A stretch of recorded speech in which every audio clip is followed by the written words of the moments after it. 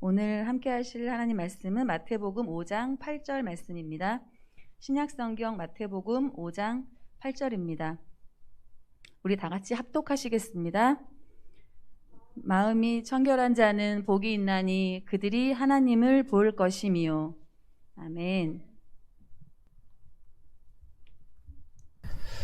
오늘 본문에서 말한 우리 하나님의 얼굴을 보게 되는 그 은혜와 그 복, 우리가 이미 나눴듯이 그 복은 하나님의 말씀이 내 삶의 실질적인 역사와 사건이 되는 것임을 말씀을 드렸습니다.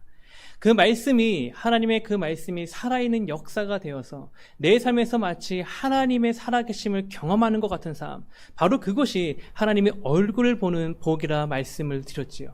여러분, 하나님의 그 복이 우리 가운데 있기를 소망합니다. 그런데 그러한 하나님의 얼굴을 보는 그 복, 오늘 본문에서 누가 누리는 복이라고 말씀하십니까? 마음이 청결한 자라고 말씀하십니다. 마음이 청결하다, 여러분 어떻게 생각하십니까? 마음이 청결하다. 이 마음의 청결함을 우리가 바르게 이해하기 위해서는 먼저 팔복의 첫 번째 복, 첫 번째 가르침이었던 그 심령에 대해서 다시금 생각을 해봐야 됩니다. 여러분, 그 심령이 무슨 뜻인지 기억하십니까? 심령. 네, 여러분 눈빛으로 보니까 다 아시는 것 같습니다. 여러분, 기억하듯이 심령이라는 것은 우리 인간에 있는, 마음속에 있는 가장 깊은 공간입니다. 그래서 그 공간에 무엇이 채워지느냐에 따라서 그 사람의 삶의 방향과 목적, 가치가, 어떤 사건과 무엇을 대할 때 내가 어떻게 할 것인지에 대한 구체적인 기준점들이 그 심령 안에 채워진 것들을 통해 나오게 되어 있습니다. 그래서 유대인들은 어린 자녀들을 향한 말씀 교육을 매우 철저히 하는 것입니다. 그 어린 자녀들의 그 심령이란 그 공간에 이 세상의 가치관과 세속관들이 그들의 심령을 장악해서 그걸 통해서 이 세상을 보게 되기 전에 먼저 하나님의 말씀을 그들의 심령에 차곡차곡 세움으로 말미암아 그 말씀을 통해서 자신의 역사를 보고, 이스라엘의 역사를 보고, 자신의 삶을 보고 자기 자신을 볼 수 있도록 말씀 교육을 철저히 시행하는 것입니다. 여러분, 말씀 교육 열심히 행하는 우리 부모님들이 되시기 소망합니다. 이렇게 우리 인간은 내 심령 안에 채워진 그 무것에 따라서 이 세상과 자신의 삶을 해석하는 그 사고의 체계가 달라집니다. 삶의 모양과 행동들을 낫게 하는 그 사고의 체계가 달라진다는 것입니다. 그리고 바로 이 사고의 체계가 오늘 주님이 말씀하신 마음입니다. 실제로 이 마음이란 단어가 헬라어가 카르디아이지요. 이 카르디아란 단어는 그 무엇이나 특정 대상과 사건 등에 대해 내가 어떻게 받아들이고 느끼며 행동해야 하는지를 결정케 하는 내적 작용을 뜻합니다. 그것을 우리는 바로 사고체계다. 이것을 청교도들은 아주 쉽게 두 글자로 말했습니다. 두 글자 뭐라고 적혀 있죠? 생각이다. 네, 우리 주님께서 말씀하신 이 마음이라는 것은 바로 우리가 하는 그 생각이라는 것입니다. 실제로 우리는 생각이라는 그 수단을 통해서 이 사항들을 내가 어떻게 해석하고 어떻게 받아들일지를 생각하게 됩니다. 결정하게 되는 것이죠. 내가 나아갈 인생을 생각이라는 그 수단을 통해서 난 이렇게 나갈 것이다. 난 이렇게 나의 삶을 이끌어갈 것이다. 그 생각을 통해서 우리는 만들어 간다는 것입니다. 여러분, 더욱이 우리 말하죠. 흔히 말합니다. 너 그거 어떻게 생각해? 너 그 상황에서 어떻게 생각했어? 또한 너 그 사람 어떻게 생각해? 라고 묻지요. 여러분, 그래서 이 설교를 준비하면서 이 부분에서 궁금증이 생겼습니다. 과연 여러분은 저를 어떻게 생각하실까? 여러분, 저를 어떻게 생각하십니까? 잘하겠습니다. 네, 더 잘하겠습니다. 이렇게 지금 내 생각에 따라 그 상황과 그 사람 앞에서 행하게 하는 나의 언행들과 태도들이, 나아가 앞으로의 방향들이 계획되기 때문에 우리 주님께서 마음의 청결함을 말씀하신 것입니다. 또한 그렇게 나의 생각대로 행동하는 그 모습들이 또 하나의 이미지가 되지요. 그 이미지들로 하여금 다른 사람들로 하여금 저 사람은 어떠한 사람이다라는 것은 인식까지 심어주게 됩니다. 그래서 잠언 23장 7절 전반부에서 이렇게 말했습니다. 다 같이 읽겠습니다. 그 의인도 그러한즉. 지금 지혜자가 말합니다. 마음의 생각이 어떠하면 그 의인도 그 사람도 그러하다라는 것이죠. 무슨 뜻입니까? 그 마음의 생각을 보면 그 사람이 어떠한 사람인지를 알 수 있다고 합니다. 그런데 이것을 히브리어 언문을 보면 그 마음이 아닙니다. 한번 다시 9절 띄워주시겠습니까? 네, 저기서 말하는 대저 그 마음이 아니라 이 히브리어 언문은 심령입니다. 그 심령의 생각. 또한 마음의 생각이 아니라 언문을 직역하면 그 마음에서 시작된 생각이라는 뜻입니다. 그렇기 때문에 지금 방금 말씀을 원문 그대로 해석해서 읽었다면 그 심령에서 시작된 생각이 어떠한지를 보면 그 사람을 평가할 수 있다. 그리고 여기서 말한 그 생각이 오늘 주님 말씀하신 마음이라는 것입니다. 이 부분을 묵상하면서 제 안에 든 한 가지 감사함이 있습니다. 왜냐하면 제가 하는 생각을, 제가 품은 마음을 여러분들이 다 알지 못한다는 것이지. 제가 하는 그 생각들 여러분이 보신다면 저 자식 저거. 또한 반대로 제가 여러분의 생각을 본다면 저도 또한 감당할 자신이 없습니다. 그런데 이러한 감사함과 또 함께 두려움이란 감정이 제 안에 생겼습니다. 왜냐하면 우리는 서로의 생각을, 서로의 마음을 알 수 없지만 우리 여호와 하나님은 우리의 생각을 감찰하시기 때문이지요. 그래서 우리가 조심해야 되는 것입니다. 그래서 잠언 4장 23절을 보면 지혜자가 또한 우리에게 이렇게 말하고 있습니다. 다 같이 읽겠습니다. 모든 지킬 만한 것 중에 아멘. 네, 여기서 말한 그런 이 마음을 지키라 이 마음도 역시 언문을 보면 마음이 아니라 심령입니다. 그렇기 때문에 너는 그 모든 것보다 내 심령을 지키라. 왜 그렇습니까? 그만큼 우리의 생각을 잉태하는 심령이란 곳이 매우 중요하기 때문이죠. 그래서 우리가 사모하는 은혜가, 팔복의 첫 번째 은혜가 무엇이었습니까? 내 심령이 가난한 자, 그 심령 안에 무엇을 채워도 허덕임이 있는 그 허덕임으로 내가 결국엔 하나님 앞에 나가서 그 천국의 복을 누리겠다는 갈망하는 자, 그 자에게 임하는 것이 바로 천국의 복이다. 바로 하나님의 통치가 임한다 말씀하신 것이죠. 여러분 심령이 가난해지길 소망합니다. 이 세상에 그 어떤 것으로 채워봤지만 내 심령 안에 여전히 있는 그런 허덕임은 역시 그 하나님의 통치만이, 아버지 하나님을 채울 수 있다는 그 간절함이 하나님의 통치의 복을 우리에게 주신다는 것이죠. 하나님께서 저와 여러분의 심령에 계시기를, 주의 성령께서 다스려 주시기를 소망합니다. 우리 다 같이 한번 외쳐볼까요? 성령 하나님 다스려 주옵소서. 아멘. 성령께서 우리의 삶을, 우리의 심령을 장악하여 다스려 주시기를 소망합니다. 그런데 잠언 4장 23절, 우리가 방금 본 말씀 그 하반절을 보면 우리가 우리의 심령을 지켜야 하는 이유를 분명히 제시해 줍니다. 다시 말씀 띄워주시겠습니까? 그 하반부를 보면은 무엇이 이에서 난다고 합니까? 생명의 근원이 이에서 나기 때문이다. 여러분, 원문을 보면 단순히 생명이 아닙니다. 원문을 보면 이 생명력입니다. 생명에 힘이 있다는 것이지요. 여러분, 실제로 모든 생물을 움직이게 하는 원동력은 바로 그 생명입니다. 그 생명에 바로 힘이 있다는 것이지요. 그런데 이러한 생명의 힘, 그 생명의 힘이 시작되는 곳이 어디라고요? 우리의 마음, 심령이라고 합니다. 그리고 그 심령에서 나오는 첫 번째 생명력, 첫 번째 힘이 바로 우리의 생각, 오늘 주님 말씀하신 그 마음이라는 것입니다. 실제로 내가 무엇을, 어떠한 상황에 대해서, 그 사람에 대해서 어떻게 생각하느냐에 따라서 어떻게 됩니까? 나 자신을 그 사람에서 위축시키기도 하고요. 때때로는 내가 가진 잘못된 생각들에 의해서 내 삶의 현장들이 무너지고 또 황폐해진 것을 볼 수 있습니다. 반대로 내가 어떠한 생각을 갖냐에 따라서 내 삶의 환경들이 매우 밝아지고 많은 자들 앞에서 떳떳해짐을 우리는 경험할 수 있습니다.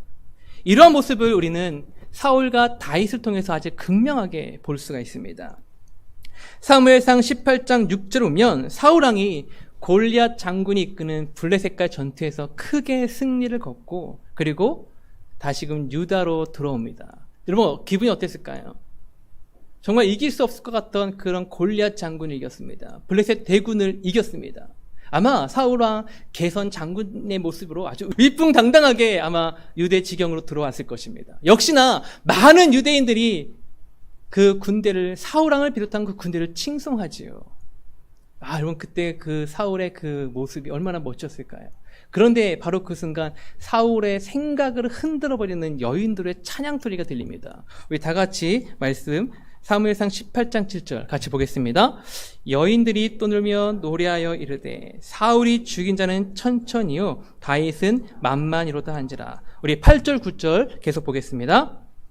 다윗에게는 천만을 돌리고 나에게는 천천만 돌리니 그가 나을 것은 이 나라 말고 무엇이 있느냐 하고 그날 후로부터 사울이 다윗을 주목하였더라.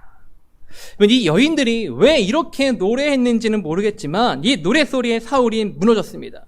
승리에 대한 감격이 완전히 다 무너진 것이죠. 그 승리를 주신 하나님에 대한 감사와 찬양의 마음도 완전히 무너져 버렸습니다. 그리고 우리가 본대로 18장 8절에서 뭐라고 말합니까? 다윗이 이 나라 말고 가질 것이 더 무엇이냐.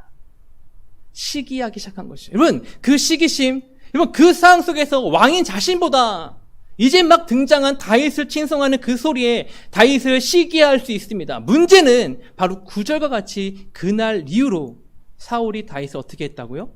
주목하여 봤다. 여러분, 업무를 보면 주목하여 보았다가 아닙니다. 단순하게 눈여겨보았다는 의미가 아닙니다. 이 말씀은 아주 세심히 살펴보다 못해 그 일거수일투족을 감시하였다는 것입니다.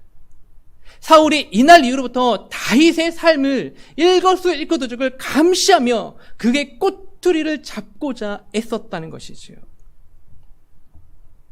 그렇게 사울의 마음은, 사울의 생각은 다윗으로 꽉 차게 됩니다. 이젠 그 사울의 생각에 하나님이란 존재가 조금씩 사라지고 있는 것이죠.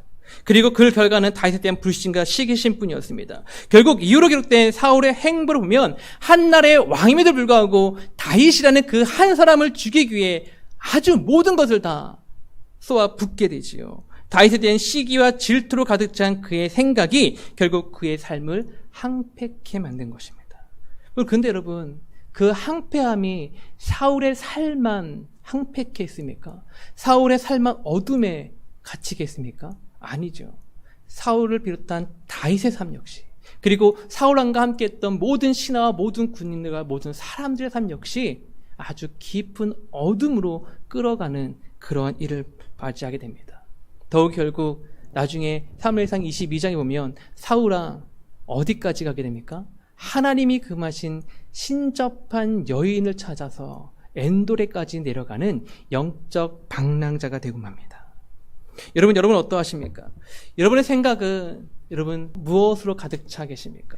무엇에 집중하고 몰두하고 계십니까? 내 삶을 위협할 것 같은 사람, 나를 무너뜨릴 것 같은 그 상황에 몰두되어 버리면 결국 사울과 같이 그 삶에서 하나님의 얼굴을 잃어버리고 맙니다.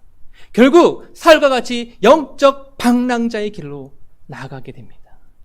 여러분의 생각이 그 사람을 향한 어떤 특정한 사항을 향한 시기와 미움과 분노의 감정이 아니기를 소망합니다.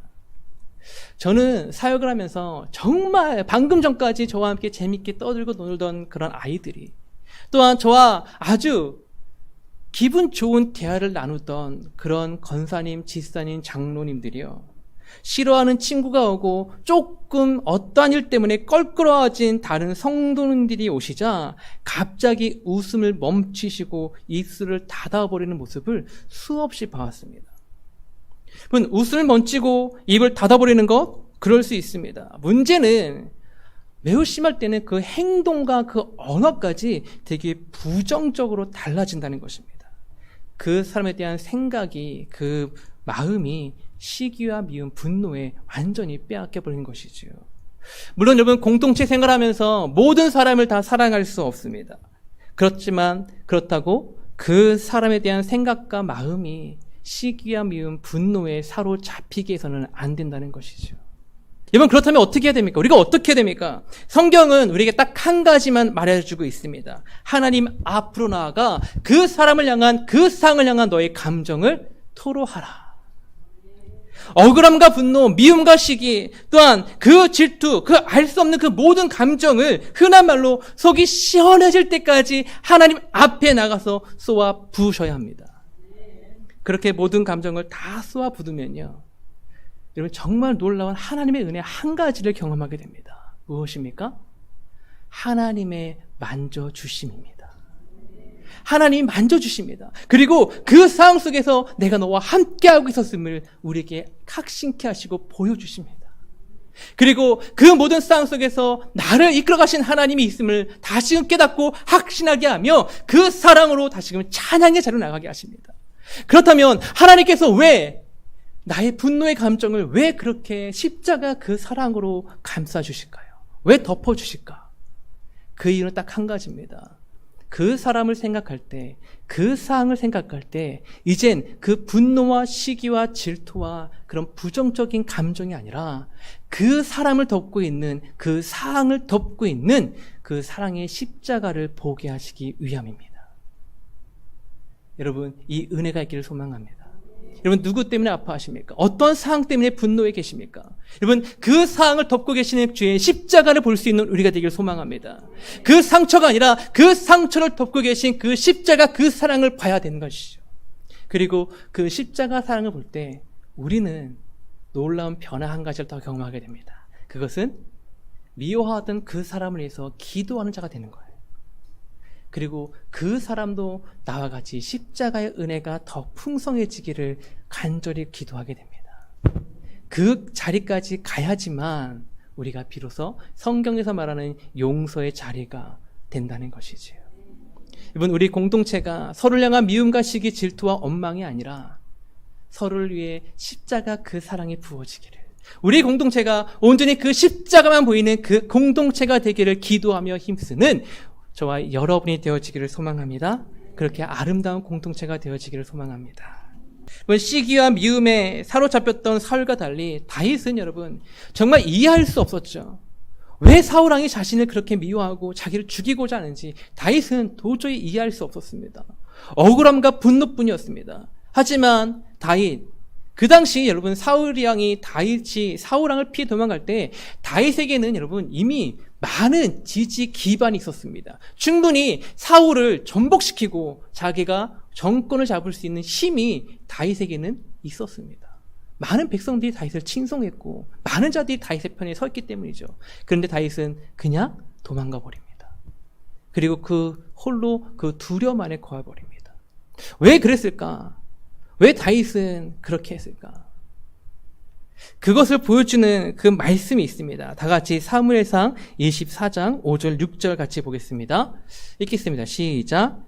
그리한 후에 사울의 옷자락 뱀으로 말미암아 다윗의 마음이 찔려 자기 사람들에게 이르되 내가 손을 들어 여호와의 기름 부음 받은 자를. 아멘. 아멘.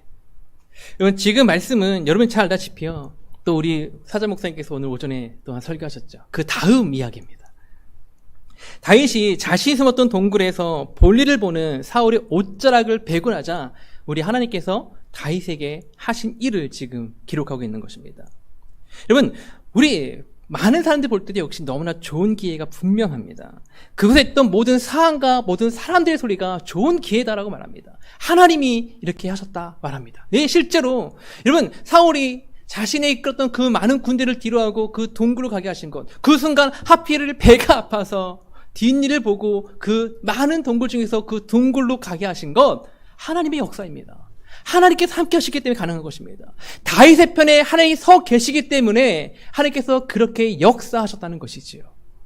그런데 여러분, 하지만 하나님이 원하신 것은 바로 거기까지였다는 것이지요. 하나님은 사울의 몸에 손대는 것을, 다윗이 손대는 것을 하나님이 원치 않으셨다는 것입니다. 그래서 우리가 방금 본 말씀 5절에 보면 그 옷을 뱀으로 말미암아 다윗의 무엇이 찔렸다고 말합니까?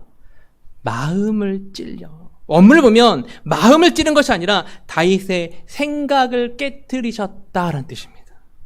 주변의 소리와 그 사항이 다윗의 생각을 사로잡아서 하나님께서 다윗으로 근하신 것, 여호와의 기름 부은 자를 해하고자 하는 그 사항에 빼앗긴 다윗의 그 생각을 하나님께서 깨트려 버리신 것입니다. 여러분, 근데 이에 대해서 이 다윗의 이러한 인해 마음을 찌르심으로 하나님께서 그 어긋된 생각을 깨트리심을 말미암아 다윗이 범죄치 않게 되었죠. 네, 이렇게 다윗이 이러한 은혜를 받을 수 있었던 이유에 대해서 존 메가더 목사님은 이렇게 말합니다. 다윗 안에 하나님에 대한 지식들이 있었기 때문에 바로 그러한 은혜가 가능했다라는 것입니다. 다시 말하면 다윗의 마음을 찌르고 그의 생각을 깨트리시기 위해 하나님께서 다윗 안에 있는 하나님 자신에 대한 그 지식들을 하나님께서 사용하셨다는 것입니다. 그 지식들로 하나님께서 사용하실 말미암아 다윗으로 하여금 이것은 하나님이 원하시지 않는 일이야 라고 생각하게 하셨다는 것이지요. 여러분, 그래서 중요한 것이 바로 말씀을 바라보고 말씀을 우리 안에 지식으로 갖고 있는 것입니다. 여러분, 제가 계속 강조하죠. 말씀을 봐라. 말씀을 공부해라. 말씀을 지식으로 갖고 있어라. 여러분, 그래야만 합니다. 그래야만 다윗과 같이 또한 모세와 같이 또한 바울과 많은 제자들과 같이 그 상황 속에서 그 말씀을 갖고 역사하시는 하나님의 얼굴을 볼 수 있게 되기 때문입니다. 여러분, 말씀을 가까이 하십시오. 여러분, 다윗은 그 말씀들, 자신들이 묵상했던 그 말씀들이 자신에게 지식이 되었죠. 그리고 말미암아 하나님께서 역사를 이끌어 가시는 그 방법과 원리를 다윗은 알게 되었습니다. 하나님의 백성된 자로서 하나님을 어떻게 섬겨야 되는지, 하나님 앞에서 어떠한 자세를 취하고 있어야 되는지를 다윗은 그 말씀들을 통해 깨달아 알았다는 것이죠. 여러분에게도 이 은혜가 있어야 될 줄로 믿습니다. 더욱 여러분, 그 결과 다윗에게 가장 놀라운 변화 한 가지는 바로 하나님께 민감한 자가 될 수 있었다는 것입니다. 하나님의 뜻을 분별할 수 있는 영적 시선을 갖게 되었고요. 사울의 옷자락을 자르는 자신의 마음을 찌르시는 하나님의 뜻에 즉각적으로 뉘우치며 순종할 수 있는 영적 거장이 될 수가 있었습니다. 여러분, 다시금 묻습니다. 무엇을 묵상하고 계십니까? 여러분, 무엇으로 여러분의 지식을, 마음을, 여러분의 심령을 채우고 계십니까? 이 세상의 것들을 묵상하면 여러분에게 갖게 되는 것들은요, 결국 이 세상의 방법들과 가치관들에 대한 여러분의 생각이 따라가게 되어 있을 수밖에 없습니다. 문제는 여러분, 우리가 지속적으로 묵상하고 채우는 그 지식들이요, 우리 안에 확신이란 이름으로 남아 있게 된다는 거예요. 처음에는 그런가? 그런 것 같아. 그럴 거야. 그래, 그런 거야. 그렇게 나간다는 것입니다. 여러분, 그렇게 된다면 나중에는 돌이키는데 너무나 많은 시간과 허비가 필요가 됩니다. 여러분, 그 상태에 이르기 전에 하나님의 말씀을 붙잡고 확신케 되는 은혜가 우리 가운데 있기를 소망합니다. 말씀을 즐겨 묵상하십시오. 우리 안에 하나님에 대한 지식들이 모든 지식들의 근간이 되어야 됩니다. 다시 말하면 하나님의 말씀, 그 원리와 방법들을 기준으로 내가 취하는 다른 지식들이 재해석되고 다시금 바르게 수용이 되어야 된다는 것입니다. 그렇게 하나님을 따라 나아가는 삶, 하나님의 말씀을 기준으로 그 삶의 모든 것을 다시금 재해석해 나가며 수용해 가는 삶, 바로 그 삶이 오늘 주님 말씀하신 청결한 자입니다. 여러분, 청결한 자가 되어지기를 소망합니다. 더욱이 이 청결하다라는 이 단어 카다로스는요, 이중적인 마음을 품지 않고 오로지 한 방향을 향해 나아가는 마음, 그 마음을 뜻합니다. 여러분, 우리가 이 세상과 하나님을 동시에 붙잡는 분열된 마음이 아니라 오직 여호와 하나님을 바라보는 자, 그 말씀을 향해 나아가는 자에게 소망합니다. 바로 그런 자가 하나님의 말씀이 사건이 되는 여호와의 얼굴을 보는 은혜를 누리게 될 줄로 믿습니다. 저와 여러분이 마음의 청결한 자가 되어지기를 소망합니다. 말씀을 마치고자 합니다. 여러분, 누구보다 하나님의 마음에 합한 자나 칭함받은 자가 다윗이지요. 그만큼 그의 삶은 하나님의 얼굴들로 가득했습니다. 하나님의 흔적들로 가득하였습니다. 그럼에도 있는 간절한 소망 중 하나가 바로 하나님의 얼굴을, 하나님을 더욱더 알아가는 것이었죠. 그래서 고백한 것이 바로 시편 25편 4절입니다. 여호와여, 주의 도를 내게 보이시고 주의 길을 내게 가르치소서. 네, 나오셔도 됩니다. 나오시고 반주 부탁드릴게요. 네, 여호와여, 주의 도를 내게 보이시고 주의 길을 내게 가르치소서. 다시 말하면 주의 말씀을 내가 이해할 수 있도록 깨닫게 달라는 것입니다. 주의 그 역사의 현장을 갈 수 있도록 그 길을 내게 가르쳐 달라는 것입니다. 하나님께 배우는 자가 되길 소망합니다. 하나님 나를 가르쳐 주옵소서. 다윗과 같이 이 고백은 모세 역시 했던 고백이지. 여러분 우리가 주님께 배우기를 힘쓰는 자가 되길 소망합니다. 그 말씀 앞에 서며 주여 나를 가르쳐 주옵소서. 주의 길로 나를 인도하여 주시옵소서. 주의 도로 나를 새롭게 하여 주시옵소서. 그 고백으로 나갈 수 있는 저와 여러분의 삶이 되시길 소망합니다. 다 같이 찬양하며 기도하겠습니다. 나의 평생에 오직 주님만 사랑하리.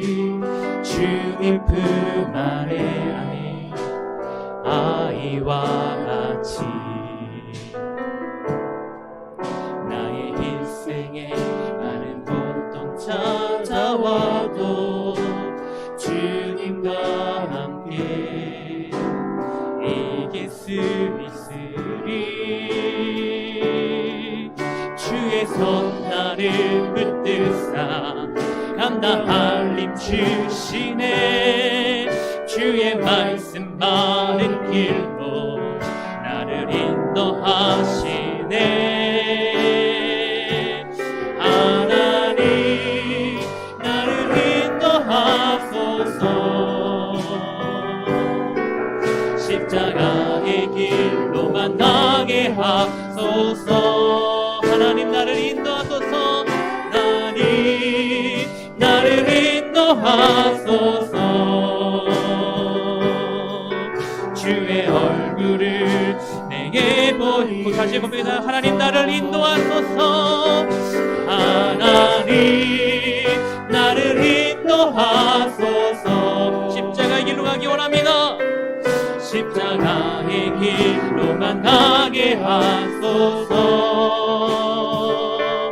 하나님 나를 인도하소서. 주의 얼굴을 내게 보이소서. 우리 이 시간 나같이 기도하기 원합니다. 시간 기도하실 때 하나님 나의 심령을 다스려 주시옵소서. 나의 심령이 오직 주의 성령의 다스림 받기를 소망합니다. 주여 나의 심령에서 나오는 그 무엇보다 아버지 나의 마음이 나의 생각들이 오전에 주의 말씀에 합당하기를 소망합니다. 아버지 이 세상의 것들로 아버지의 말씀을 판단하는 자가 아니라 아버지의 말씀으로 이 세상을 바라보고 판단할 수 있는 자가 되게 하여 주시옵소서. 주의 말씀으로 나를 인도하여 주시옵소서. 다같이 주여 기도하시겠습니다.